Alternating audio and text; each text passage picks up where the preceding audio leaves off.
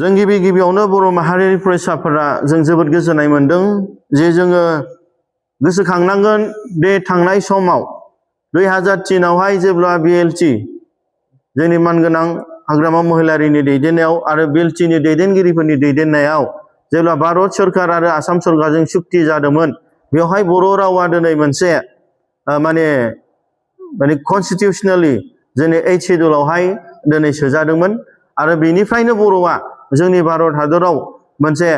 National language हिसाबै राष्ट्रीय भाषा हिसाबै जायगा मोनदोंमोन आरो बेनिफ्रायनो दिनै जोंनि बर'आ मोनसे भारतनि कनस्टिटिउशनाव जे बर' रावजोंबो दिनै लिरनो हाबाय आं बिथांमोनखौ रोजा रोजा साबायखर बावो जोंनि मानगोनां हाग्रामा महिलारि सारजों लोगोसे एक्स BLT दैदेनगिरि बिथांमोना गावसिनि जिउखौ सेक्रिफाइस खालामनानै गावसिनि बेसेन गोसा समखौ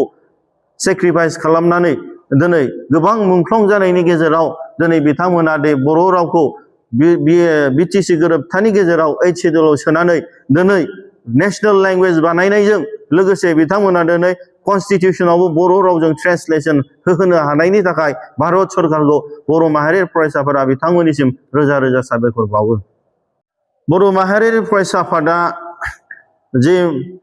6टा जनजाति बिथांमोननो जि ST डिमान्ड बे डिमान्डनि सायावहाय जि क्लेरिफिकेशन बिदों बेनि क्लेरिफिकेशनाव बनसुनि स्टेन्डआ क्लियार आरो जाय समावहाय कुनु बर' आफादफ्रा बिनि सायाव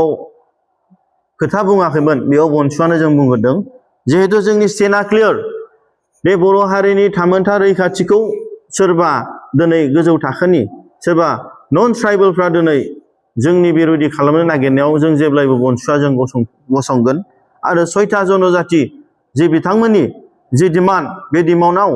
बर' माहारियारि फरायसा आफादा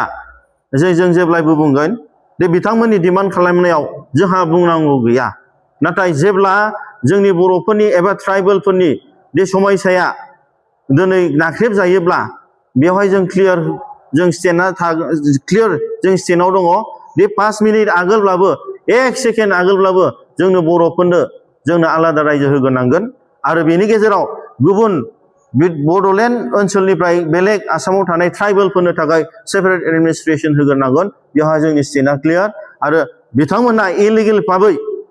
आयेननि बिरोधि भाबै दे जोंना रेजिस्टार जेनेरेल अफ इन्डियानिफ्राय जि बिथांमोना मोनबा क्राइटेरियाखौ जोंनि फुलफिल खालामनो हायैयावबो पलिटिकेलि बिथांमोना डिमान्ड खालामनायाव जे जोङो पार्लियामेन्ट एबा माबा मोनसे जि पलिसि लाबाय थादों बे पलिसि लानायाव जों गोख्रों भाबै जों स्टेन्ड जागोन कुनु इलिगेलि दे जोंनि बड'लेण्ड डिमान्डआनो दिनैहाय कनस्टिटिउशनेलि मोनसे प्रभिजनेलि जों मोननांगौखा बे बड'लेण्ड डिमान्डखौनो बिथांमोना दिनै जि जों माने कनस्टिटिउशनेलि संबिधानिक जों मोननांगौखौनो होआखैब्ला आसाम बादियावनो दिनै बर'फ्रा हाजोआव दाबो ST मोनाखैब्ला अब्ला दिनै गुबुननिफ्राय फैनानै जोंनाव ST मोननांगौआ कुनु पसिबल नङा आरो बेयावहाय बनसुआ गोख्रों भाबै जों स्टेन्ड जागोन आरो आइनि भाबैबाबो जोङो दिनै स्टेन्ड जागोन आरो फैबाय थानाय समाव जों बनसुआबो बेनि सायाव जों स्टेन्ड गोख्रों भाबै जों गसंगोन। बर' माहारि फरायसा आफादा बाक्सा जिल्लानि मुसलपुरनि कालचारेल कमप्लेक्स बेयावहाय दिनै सेन्ट्रेल एक्जिकिउटिभ मिटिंखौ लानाय जादों आरो बे हाबाफारियावहाय गिदिरथार थांखि हिसाबै जोंहा दिनै जोंनि सेन्ट्रेल कमिटिनि मानगोनां गाहाय नेहाथारि लेङाइ आफादगिरि एसिस्टेन्ट जेनेरेल सेक्रेटारि मानगोनां बुंथिगिरि स्पिकार मानगोनां education secretary cultural secretary assistant cultural secretary literary secretary organising secretary आरो बेजों लोगोसे जोंहा दिनै गुबुन गुबुन जिल्लानिफ्राय दिनै जोंहा क'क्राझार जिल्लानि मानगोनां आफादगिरि जोंहा चिरां जिल्लानि मानगोनां गाहाय नेहाथारि बाक्सा जिल्लानि मानगोनां आफादगिरि जोंहा उदालगुरि जिल्लानि मानगोनां आफादगिरि आरो गासैबो जोंनि सेन्ट्रेल डिस्ट्रिक्ट कमिटिनि मेम्बार्स बिथांमोनहा जोंनि नैबे हाबाफारियाव नुजाफैनो हादों आरो बे हाबाफारिनि गेजेराव गोबां जों इस्यु जों सावरायदों। गिबियावनो जोंहा जिहेतु बर' माहारियारि फरायसा आफादनि जोंहा सानै बोसोनगिरि दंमोन आरो बे बोसोनगिरिखौ जोंनि दिनैनि सेन्ट्रेल एक्जिकिउटिभ मिटिं नैबे मुसलपुर कालचारेल कमप्लेक्सआव जिहेतु आफादनिफ्राय बिथांमोनखौ जोङो दिनै रिलिज होनाय जाबाय। जोंनि मानगोनां मन'न्जय दैमारिजों लोगोसे जोंहा मानगोनां पबित्र बर'। दा बिथांमोनखौ जोङो जोंनि गोसो गोरबोनिफ्राय साबायखर बावो दि बिथांमोनहा बनसुखौ दाजेननायनिफ्रायनो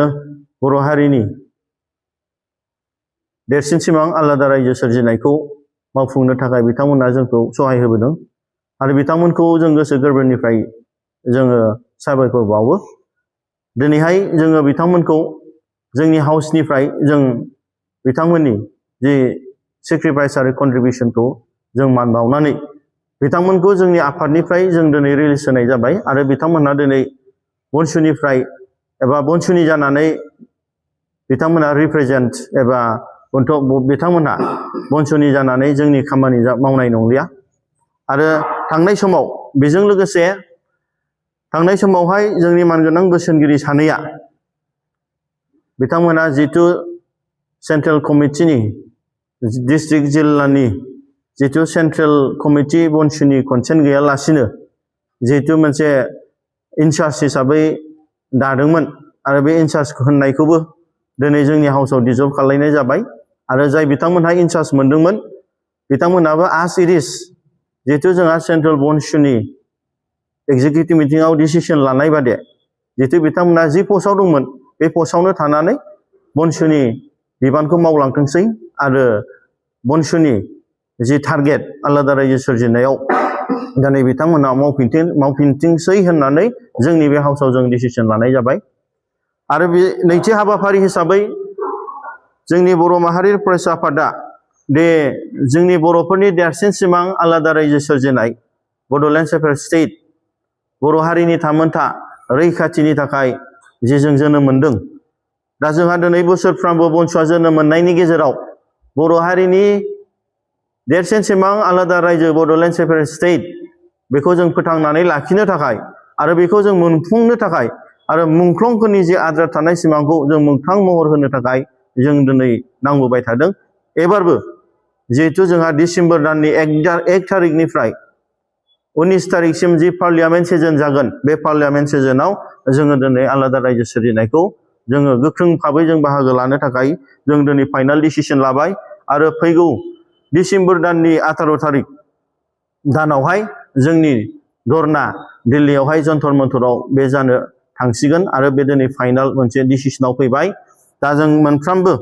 जोंनि जिल्लानि आरो सेन्ट्रेल कमिटिनि दैदेनगिरि बर' माहारियारि फरायसा आफादजों लोगोसे साफ्रोमबो जोंनि गेदेमा रायजो राजा जोंनि बर' हारिखौ मोजां मोनग्रा साफ्रोमनिसिमबो